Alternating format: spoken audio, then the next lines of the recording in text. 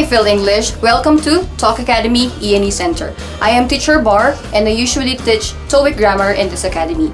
I've already been teaching here for 3 years. As a teacher, I always make sure that at the end of the day, all my students learn something from me.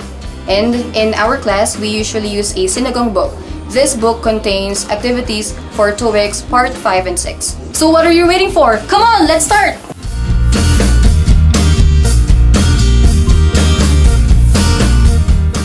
Hi Steven, good afternoon. So for today, we are going to study about verbs. Okay? So for example, in this sentence, the management has reviewed the performance evaluations and blanked several employees for their outstanding contributions. So as you can see here, what are we looking for in the blank is a verb. Why? Because as you can see, the management is your subject, has reviewed is a verb, isn't it? Yeah. And here is a conjunction.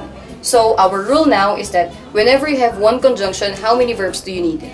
We need to have 2 verbs, but in this case, we just have 1. So it means that what are we going to look for in the blank is a verb. And whenever we need the verb on the blank, then we have 4 considerations for that one. The first one, what are we going to do, is to eliminate which are not verbs. What are not verbs? This includes a verb ing, 2 plus verb, of course, a noun, an adjective, and an adverb, because they are not verbs. So in the choices, first, is this a verb? Yes, B-I-N-G. Is this a verb? No. No, actually, because it's just a verb ing. And as what I've told you, verb ing is not really a main verb. So we can eliminate this one. How about reward? What is this? Bird. It's a verb, or also it's possible to be a noun, right? How about rewarded? Bird. If it's a verb, of course, and then PP or adjective. And then how about are rewarded? Be bird. It's a verb again. Yeah. 2 plus verb Yeah. is 2 bird. 2 verb. It means it is impossible because it's not a verb. How about letter F? It's rewarded.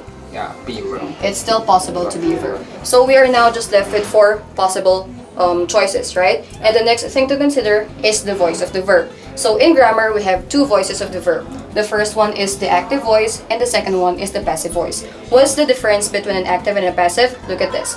An active has an object and the verb form should be not be plus BP. While in the passive, it usually doesn't have an object, but the verb form should be be plus BP.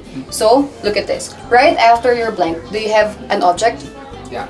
No. Several employees actually is your object here. So if you have an object, is it active or passive? Active. It's active, correct. So if it's now active, do we need B plus BP or not B plus BP? Not B plus B. Okay, is this B plus BP? No. No. So it's possible. B plus BP? No. No, so it's possible. B plus BP? Yes. So it's impossible. B plus BP? Yes. So it's impossible. So again, we are just left with 2, right? So the third consideration is the tense. Tense, is it in the past tense, present tense, and the future tense? But as you can see, there are no time expressions just like yesterday, today, and then tomorrow, just like that one. So we cannot say whether this already happened, this is happening, or this will happen, okay? So we are now going to go here. The number, is the subject singular or plural? Always remember that the verb always follows the subject. If the subject is singular, then the verb should also be singular. And as you can see here, you don't have a subject here. It means that this is your subject. So is your subject singular or plural? Single. Is this possible? Yes. Why? Is this singular or plural? Pronoun. It's plural actually. But because your subject is plural, it means it is impossible. Yeah. Just this one should be the right answer. Okay? Did you get this one? Yes. Okay. Questions? No. No questions?